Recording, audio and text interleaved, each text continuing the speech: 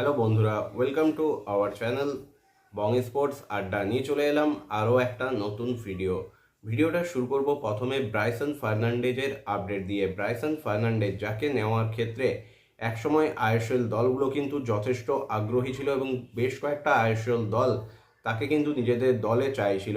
এমনকি কলকাতার অন্যতম গুরুত্বপূর্ণ দল মোহনবাগান সুপার জায়ান্টেরও কিন্তু নজরে ছিলেন এই ব্রাইসন ফার্নান্ডেজ। তবে শেষ পর্যন্ত তিনি কিন্তু সাইন করলেন চেন্নাইয়েন এফসিতে। হ্যাঁ, এফসি গোয়া ছেড়ে এই খেলোয়াড়টি কিন্তু যোগদান করছেন চেন্নাইয়েন এফসিতে 2 বছরের একটা চুক্তিতে। এরপর চলে আসবো ইস্টবেঙ্গলের আপডেটে। ইস্টবেঙ্গলের অন্যতম তারকা খেলোয়াড় কেভিন সিলভের দল ছাড়া এখন শুধুমাত্র সময়ের অপেক্ষা, এইরকমই আপডেট কিন্তু বেরিয়ে আসছে। শোনা যাচ্ছে তিনি কিন্তু ইস্টবেঙ্গলের সঙ্গে চুক্তি বৃদ্ধি করছেন না, তিনি ইস্টবেঙ্গল ছেড়ে অন্য ক্লাবে যোগদান করতে চলেছেন। সেটা তবে ভারতীয় ক্লাব নয়, তিনি কিন্তু বিদেশের একটা ক্লাবে যেতে চলেছেন, এইরকমই আপডেট কিন্তু রয়েছে। ইস্টবেঙ্গলের এই খেলোয়াড়টি কিন্তু ইস্টবেঙ্গলকে আইএসএল চ্যাম্পিয়ন করার ক্ষেত্রে গুরুত্বপূর্ণ ভূমিকা পালন করেছিলেন। এর আগে আমরা দেখেছি ইস্টবেঙ্গলের আইএসএল চ্যাম্পিয়ন কোচ অস্কার ব্রুজনের ইস্টবেঙ্গল ছাড়া ইস্টবেঙ্গলের মাঝমাঠের প্রাণভোমরা ইস্টবেঙ্গলকে আইএসএলে চ্যাম্পিয়ন করার ক্ষেত্রে যে খেলোয়াড়টার ভূমিকা সকলেই এক বাক্যে স্বীকার করবে, সেই মিগুয়েল ফেরেরার ইস্টবেঙ্গল ছেড়ে তাদের অন্যতম চির প্রতিদ্বন্দ্বী মোহনবাগান সুপার জায়ান্টে সাইন করা, অর্থাৎ ইস্টবেঙ্গলের চ্যাম্পিয়ন দল থেকে বেশ কিছু খেলোয়াড় বেরিয়ে যাচ্ছে, অর্থাৎ দল ভাঙছে কিন্তু এবারের আইএসএল চ্যাম্পিয়নদের। তবে এই দল ভাঙার মাঝেও ইস্টবেঙ্গলের জন্য স্বস্তির খবর, ইস্টবেঙ্গলেই কিন্তু স্টে করছেন চুনলুঙ্গা। হ্যাঁ, চুনলুঙ্গার সঙ্গে ইস্টবেঙ্গলের কন্ট্রাক্ট এক্সটেনশন হয়ে গেছে, তিনি আরও 2 বছরের একটা কন্ট্রাক্ট এক্সটেনশন করেছেন, এইরকমই আপডেট কিন্তু রয়েছে। এরপর চলে আসবো ডুরান্ড কাপের আপডেটে। তোমরা সকলেই জানো 25শে জুলাই কিন্তু ডুরান্ড কাপের ঢাকে কাঠি পড়তে চলেছে এবং সেই 25শে জুলাই কিন্তু রয়েছে কলকাতা ডার্বি। হ্যাঁ, কলকাতা ডার্বির মধ্যে দিয়েই কিন্তু ডুরান্ড কাপের অভিযান শুরু হবে। 25শে জুলাই দুই চির প্রতিদ্বন্দ্বী ডুরান্ড কাপের উদ্বোধনী ম্যাচেই মুখোমুখি হবেন। গ্রুপ এতে এই দুটো দল রয়েছে, মোহনবাগান সুপার জায়ান্ট এবং ইস্ট বেঙ্গল। এরপর যদি আসি আমরা মোহনবাগান সুপার জায়ান্ট এবং ইস্ট বেঙ্গলের ডুরান্ড কাপের যে সূচি প্রকাশ পেয়েছে, সেখানে কবে কবে এই দুই প্রধানের ম্যাচ রয়েছে সেই বিষয়ে, তাহলে প্রথমে তোমাদের জানিয়ে দিই 25 তারিখে মোহনবাগান সুপার জায়ান্ট ডার্বি খেলার পর দ্বিতীয় ম্যাচে তারা মুখোমুখি সাউথ ইউনাইটেডের বিরুদ্ধে, যে ম্যাচটা হবে 4ই আগস্ট। এরপর মোহনবাগান সুপার জায়ান্ট তাদের গ্রুপ পর্বের শেষ ম্যাচ খেলবে সিআইএসএফ এর বিরুদ্ধে 10ই আগস্ট। অন্যদিকে ইস্টবেঙ্গল ডার্বির পর তারা যে দ্বিতীয় ম্যাচটা খেলবে সেখানে তাদের প্রতিপক্ষ সিআইএসএফ, ম্যাচটা হবে 31শে জুলাই এবং ইস্টবেঙ্গল নিজেদের গ্রুপের শেষ ম্যাচে মুখোমুখি হবে সাউথ ইউনাইটেডের, যে ম্যাচটা হবে 7ই আগস্ট। মাঠের ভেতরের যুদ্ধের পাশাপাশি দুই প্রধানের মধ্যে মাঠের বাইরের যুদ্ধও কিন্তু এবার আসতে চলেছে একটা বড় চমক, কারণ মাঠের বাইরে মোহনবাগান এবং ইস্টবেঙ্গলের মধ্যে আনোয়ার আলীকে নিয়ে যে যুদ্ধ চলছিল তার ফাইনাল প্রেডিক্ট কিন্তু 18ই সেপ্টেম্বর আসবে ক্যাসের তরফ থেকে। এখন দেখার এই প্রেডিক্ট কাকে শেষ হাসি হাসায়, মোহনবাগান সুপার জায়ান্ট নাকি ইস্টবেঙ্গলকে। কলকাতার দুই প্রধানের পর এরপর চলে আসবো মোহামেডান স্পোর্টিং ক্লাবের আপডেটে।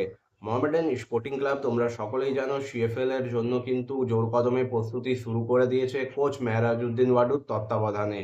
কোচ মেহরাজউদ্দিন ওয়াডু এবং মোহামেডান স্পোর্টিং ক্লাব ম্যানেজমেন্ট কিন্তু যথেষ্ট আশাবাদী, এবার কিন্তু মোহামেডান স্পোর্টিং ক্লাব ভালো পারফরমেন্স করবে এবং তারা একটা বেটার দল গড়ে কিন্তু আবারও মোহামেডান স্পোর্টিং ক্লাবকে সর্বভারতীয় স্তরে তার হারানো গৌরব ফিরে পেতে সাহায্য করবে। মোহামেডানের জন্য কিন্তু এই সময়টা যথেষ্ট একটা কিন্তু কঠিন সময়, কারণ বেশ কিছু পরিবর্তন মোহামেডানে এসেছে, তার মাঝেই দলকে কিন্তু মাঠে নেমেও পারফরমেন্স করতে হবে। তবে শুধুমাত্র মোহামেডান স্পোর্টিং ক্লাব যে সিএফএল এ খেলবে সেটা নয়, তারা কিন্তু ডুরান্ড কাপে পার্টিসিপেট করছে এবং তোমরা সকলেই জানো মোহামেডান স্পোর্টিং ক্লাব কিন্তু ডুরান্ড কাপের গ্রুপ বি তে রয়েছে, যেখানে তাদের সঙ্গে রয়েছে বাগপত এফসি, সমলেশ্বরী এফসি এবং ইন্ডিয়ান আর্মি।